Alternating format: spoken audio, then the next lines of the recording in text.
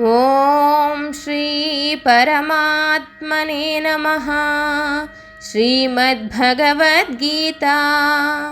వేదానాం సామవేదోస్మి దేవానామస్మి వాసవః.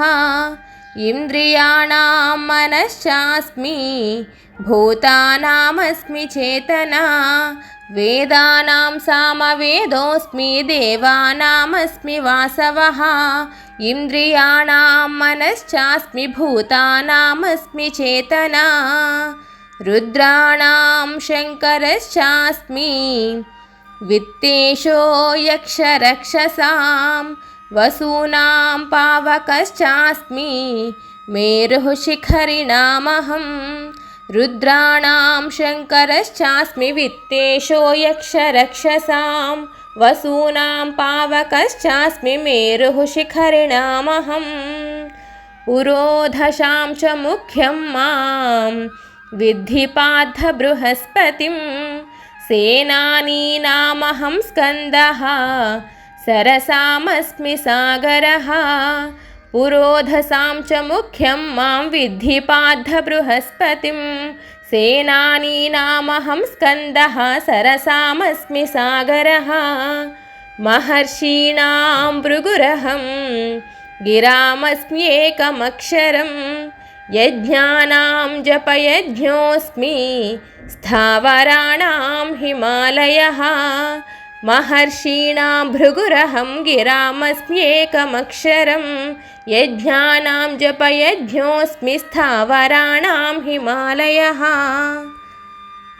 అశ్వత్థః సర్వవృక్షాణాం దేవర్షీణాం చ నారదః. గంధర్వాణాం చిత్రరథః సిద్ధానాం కపిలో మునిః. అశ్వత్థః సర్వవృక్షాణాం దేవర్షీణాం చ నారదః. గంధర్వాణాం చిత్రరథః సిద్ధానాం కపిలో మునిః. ఉచ్చైశ్రవసమశ్వానాం విద్ధి మామమృతోద్భవం. ఐరావతం గజేంద్రాణాం నరాణాం చ నరాధిపం. ఉచ్చైశ్రవసమశ్వానాం విద్ధి మామమృతోద్భవం. ఐరావతం గజేంద్రాణాం నరాణాం చ నరాధిపం. ఆయుధానామహం వజ్రం ధేనూనామస్మి కామధుక్. ప్రజనశ్చాస్మి కందర్పః సర్పాణామస్మి వాసుకిః. ఆయుధానామహం వజ్రం ధేనూనామస్మి కామధుక్. ప్రజనశ్చాస్మి కందర్పః సర్పాణామస్మి వాసుకిః. అనంతశ్చాస్మి నాగానాం వరుణో యాదసామహం. పితॄణామర్యమా చాస్మి యమః సంయమతామహం. అనంతశ్చాస్మి నాగానాం వరుణో యాదసామహం. పితॄణామర్యమా చాస్మి యమః సంయమతామహం. ప్రహ్లాదశ్చాస్మి దైత్యానాం కాళః కలయతామహం.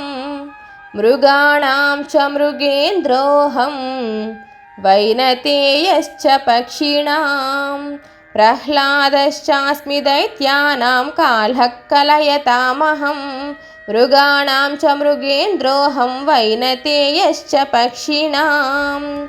పవనః పవతామస్మి రామః శస్త్రభృతామహం. झषाणां मकरश्चास्मि स्रोतसामस्मि जाह्नवी। पवनः पवतामस्मि रामः शस्त्रभृतामहं। झषाणां मकरश्चास्मि स्रोतसामस्मि जाह्नवी। सर्गाणामादिरन्तश्च मध्यं चैवाहमर्जुन। अध्यात्मविद्या विद्यानां वादः प्रवदतामहं। सर्गाणामादिरन्तश्च मध्यं चैवाहमर्जुन। अध्यात्मविद्या विद्यानां वादः प्रवदतामहम्। अक्षराणामकारोऽस्मि द्वन्द्वः सामासिकस्य च अहमेवाक्षयः कालो धाताहं विश्वतोमुखः अक्षराणामकारोऽस्मि द्वन्द्वः सामासिकस्य च अहमेवाक्षयः कालो धाताहं विश्वतोमुखः मृत्युः सर्वहरश्चाहम् उद्भवश्च भविष्यतां कीर्तिश्रीर्वाक् च नारीणां स्मृतिर्मेधा धृतिक्षमा मृत्युः सर्वहरश्चाहम् उद्भवश्च भविष्यतां कीर्तिश्रीर्वाक् च नारीणां स्मृतिर्मेधा धृतिक्षमा बृहत्साम तथा साम्नां गायत्री छन्दसामहं मासानां मार्गशीर्षोऽहं ऋतूनां कुसुमाकरः बृहत्साम तथा साम्नां गायत्री छन्दसामहं मासानां मार्गशीर्षोऽहं ऋतूनां कुसुमाकरः द्यूतं झलयतामस्मि तेजस्तेजस्विनामहं जयोऽस्मि व्यवसायोऽस्मि सत्वं सत्त्ववतामहं द्यूतं झलयतामस्मि तेजस्तेजस्विनामहं जयोऽस्मि व्यवसायोऽस्मि सत्वं सत्त्ववतामहं वृष्णीनां वासुदेवोऽस्मि पाण्डवानां धनञ्जयः मुनीनामप्यहं व्यासः कवीनामुशना कविः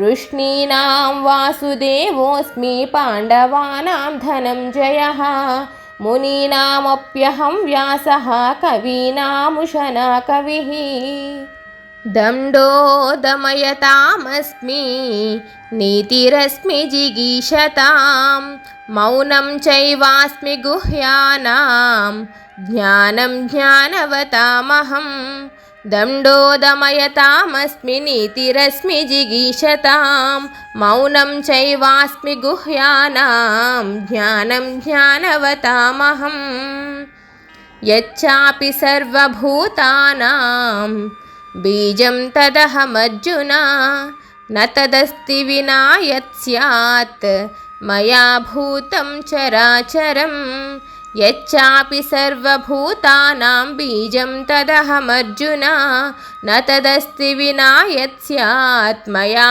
भूतं चराचरं नाम्तोऽस्ति मम दिव्यानां विभूतीनां परं तपः एष तूद्देशतः प्रोक्तो विभूतेर्विस्तरो मया नाम्तोऽस्ति मम दिव्यानां विभूतीनां परं तपः एष तूद्देशतः प्रोक्तो विभूतेर्विस्तरो मया यद्यद्विभूतिमत्सत्त्वं श्रीमदूर्जितमेव वा तत्तदेवावगच्छत्वं मम तेजोंशसम्भवं यद्यद्विभूतिमत्सत्त्वं श्रीमदूर्जितमेव वा तत्तदेवावगच्छत्वं मम तेजोंशसम्भवम् अथवा बहुनैतेन किं ज्ञातेन तवार्जुन